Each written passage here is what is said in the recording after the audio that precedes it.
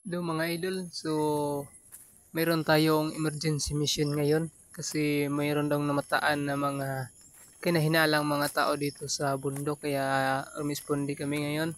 So binis over ko na lang kasi bawal akong magsalita, bawal kami magsalita ng kasama ko. Hinahanap namin dito sa bundok kasi dito daw pumunta. So may dala silang baril kaya may dala rin kaming baril ng kasama ko. Hanapin namin sila dito, hindi sila taga dito.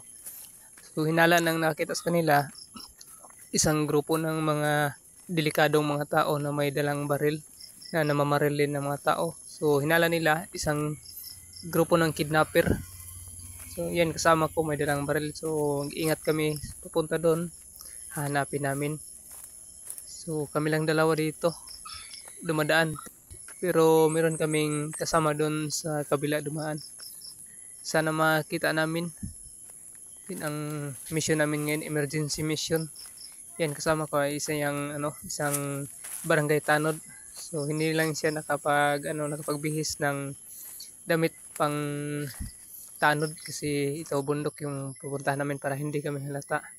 Sa puntong iyon ay nandito na ako sa site at saka yung kasama ko nandun sa kabila. Hindi ko na siya nabidyohan kasi umalis siya bigla. Kasi meron siyang namataan, merong mga yapak doon at saka meron ding yapak dito. Kaya dito ako nagposting.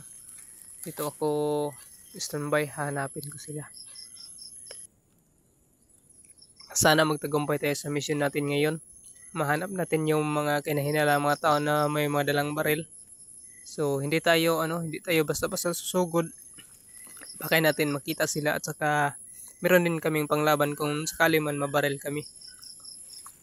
Pagpasensyahan nyo na hanggang dito lang tong video ko kasi lobat kasi yung cellphone ko.